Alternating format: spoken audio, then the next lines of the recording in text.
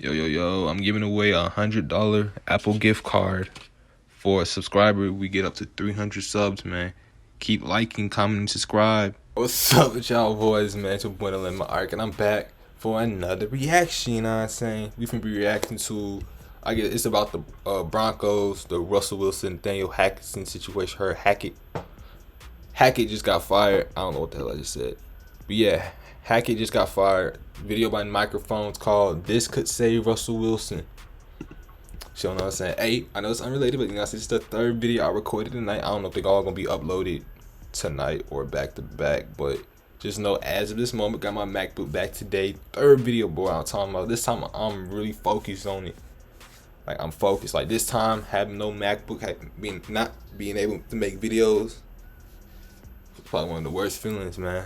But y'all don't care about that. But nothing else to say, man. Like, comment, subscribe. Let's get it.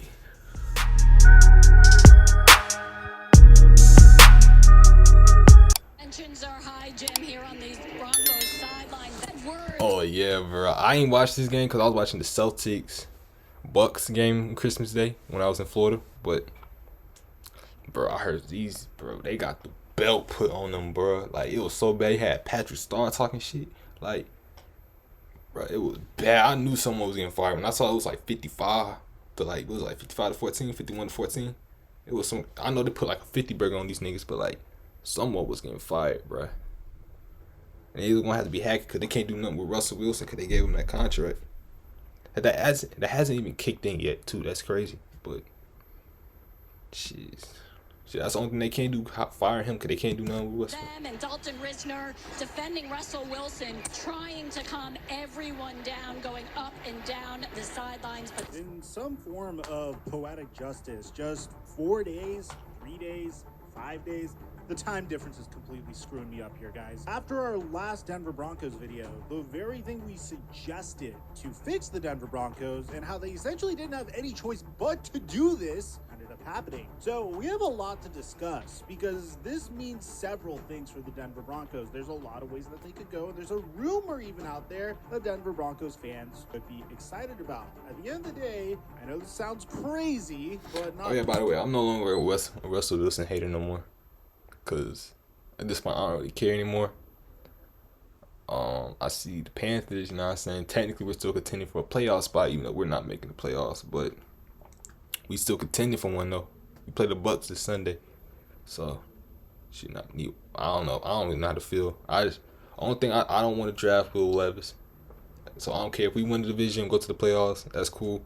If we don't, I'm just scared we're going to pick him, bro. But this could save the Denver Broncos. So before we get to the content, we're coming to you live from Istanbul, Turkey. Make sure you like, subscribe, and turn on our notifications to support the grind and the wild, bizarre work ethic because it's so late here right now. And I'm jet lagged out of my mind, man. Now that we get all that out of the way, break!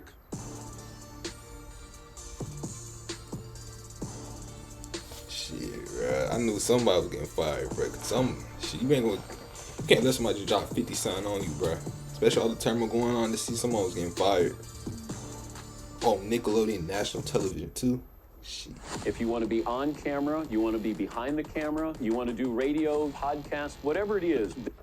This video is sponsored by PrizePicks. You guys know PrizePicks has been my latest obsession. Oh yeah, PrizePicks. I fuck with them too. Hold on. Excuse me. Every day. The link in the description. What's going on, everybody? First of all, my apologies for the horrific lighting. I should have brought some travel lighting with me, and I'll make a mental note for that the next time I decide to work on the road. But this past weekend, we had a very rare opportunity where all of the football games that we would typically watch on Sunday was on Christmas Eve. It was a really huge treat. I mean, it was probably the only day that you could ever eat Chick-fil-A while watching NFL Red Zone. And one of the least hyped up games of the day was a game that we all expected. Shit, Saturday, boy, I was grabbing on Wingstop, dog. I was eating Wingstop.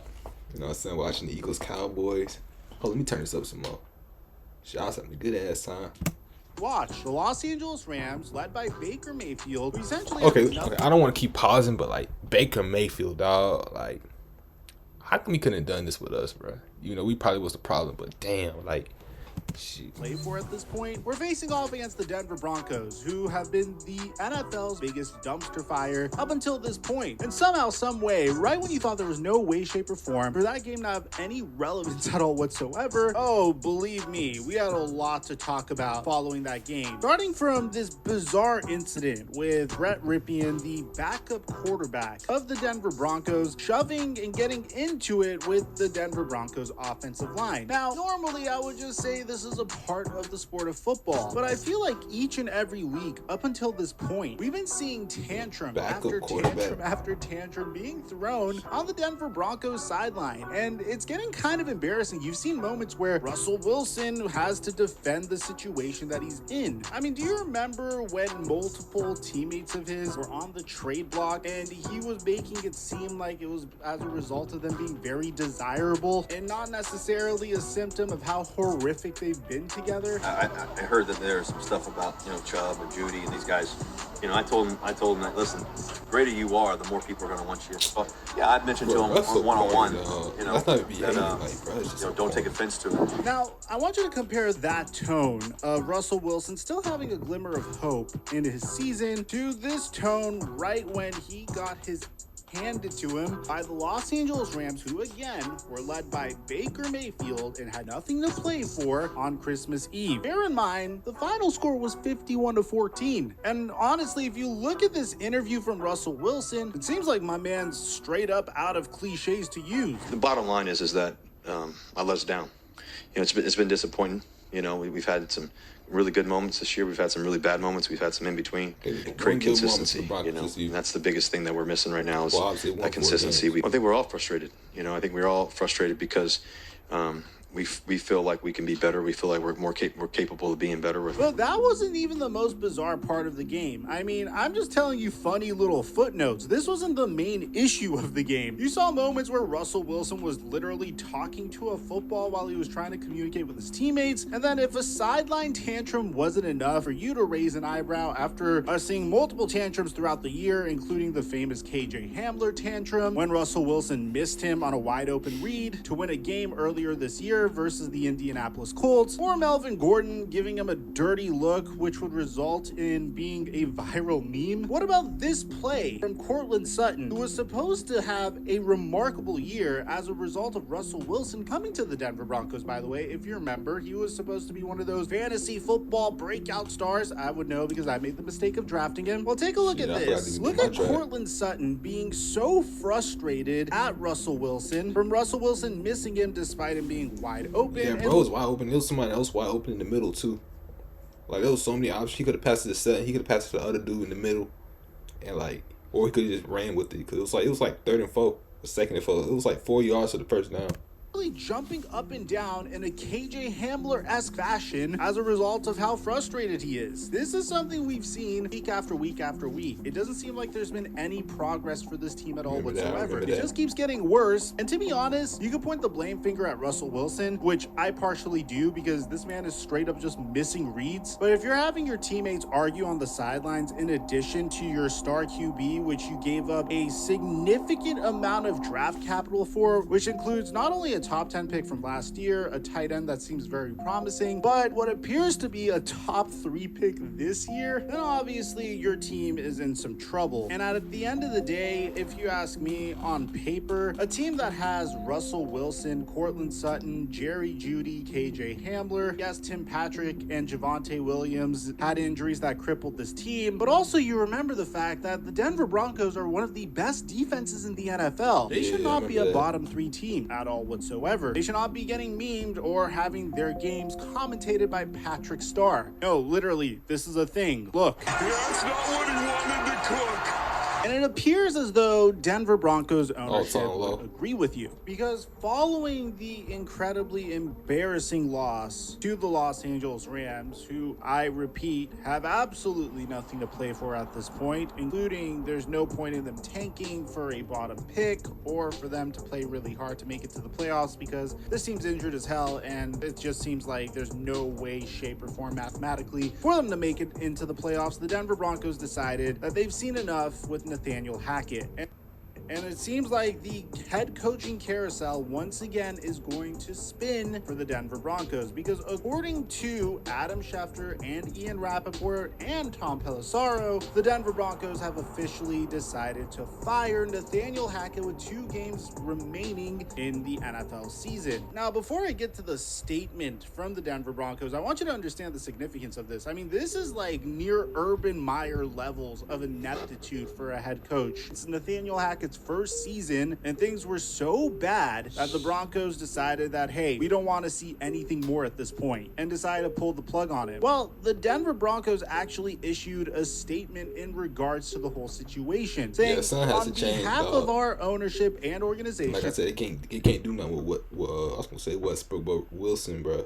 Cause that contract, dog, they gotta find somebody who can probably use him to the best of his skills, but I don't know.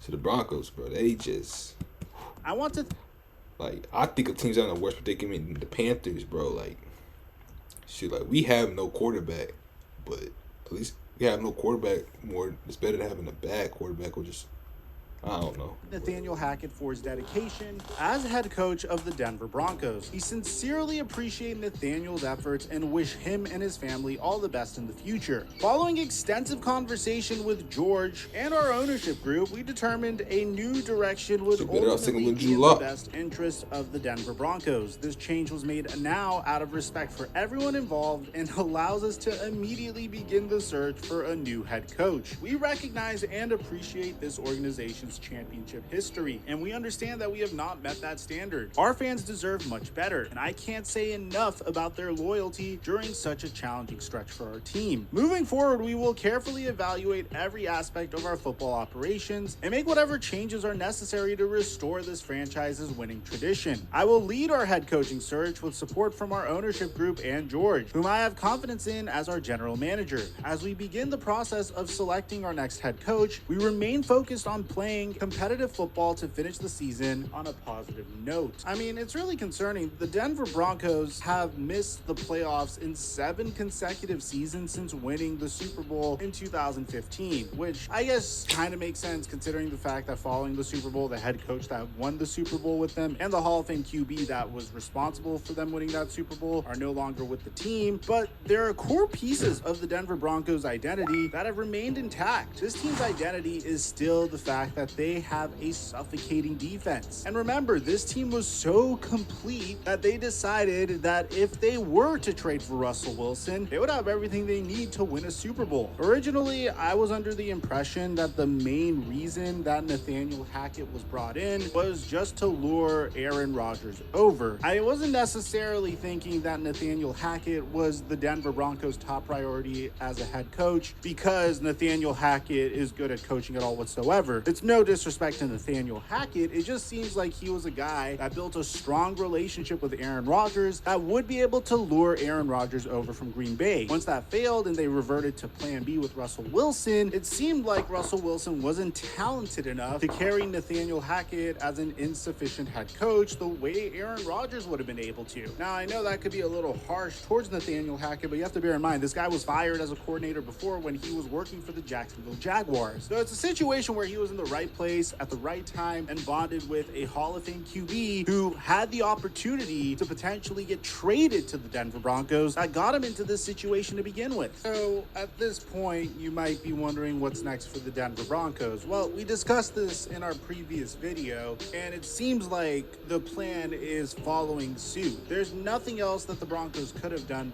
but this. Bear in mind, the Broncos decided to trade Drew Lock, Noah Fant, Shelby Harris, a 2022 first-round pick, like I said, they could still number 9 overall pick, and a 2023 first-round pick that's looking like a top 5 pick right now, 2 second-round picks, a 5th-round pick, and a 5th-round pick for Russell Wilson, and a 4th-round pick. And at the time, I did applaud the Denver Broncos for doing this because I didn't think Russell Wilson was going to perform this horribly, but after that, they extended him, and he is the second highest paid player in the NFL right now. You can't cut ties with him. You can't release him. you could play this game where you try to point the blame finger at I know you hear that loud ass motorcycle out there. To be honest, I think it's a bit of both, but at the end of the day, you are contractually obligated and stuck to Russell Wilson until he's age 40, which is really scary when you think about it, because this is year one of what could potentially be a 5-year situation with Russell Wilson, who is getting paid an obscene amount of money to perform this horribly. So the only choice you have at this point really is just to replace his head coach. Now, who could be the head coach that you replace him with? Well, a few days ago, we got a report that Sean Payton is interested in returning to the NFL as a head coach and has already put together an all-star coaching staff that includes former Broncos head coach Vic Fangio as his potential defensive coordinator. Oh, shit, I didn't hear about this. Immediately, I do think this is an adorable story. Of course, I think Sean Payton would be an A-plus home run type of head coach for this situation. I feel like it's a situation where you would probably get the most stable head coach that would ensure that you'd be in a situation to win Super Bowls consistently, or at least be in contention for Super Bowls, or at the very minimum, have your team play up to their expectations. But if we're being honest here, with respect to the Denver Broncos, there's no way you're going to get Vic Fangio to come back and be your defensive coordinator after you find him as your head coach.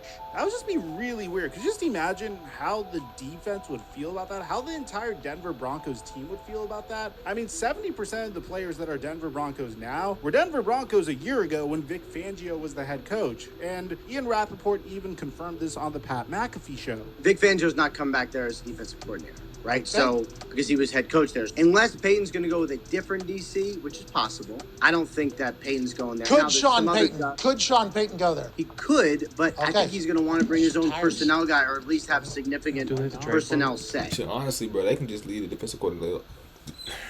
They can just leave the defensive coordinator alone, really, because their defense is already good. I mean, you just come in with an OC and other coaches, but who is their current? Hold on. Like, we gonna do live research again. You know what I'm saying? And this time I got my actual phone. Hold on. Let's check. Who? Hold on.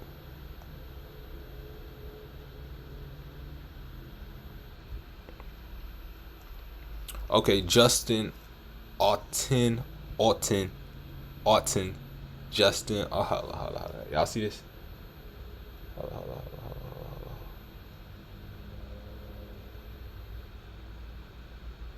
Oh, that shit backwards, but whatever.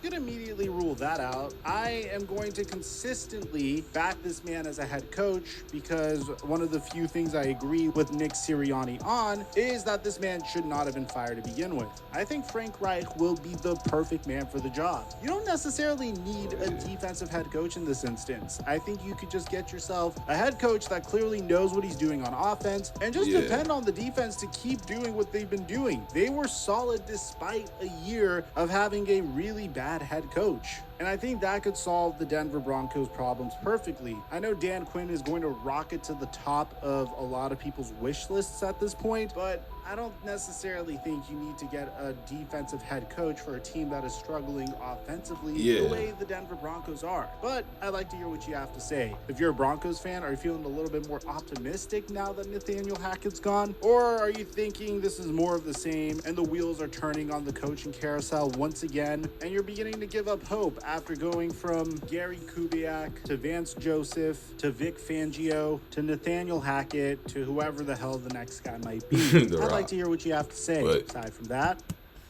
like me, honestly, bro, I hate to be a Broncos fan, dog. Like, I hate to be a Broncos fan. Like, shit. I mean, I understand Carolina was doing stuff like this earlier this year, but like, fuck, like, shit. I just hate, like, you look at other teams' situations and be like, damn, like they got it worse than us. But anyways, man, any Broncos fans, y'all tell me in the comments how y'all feel, man.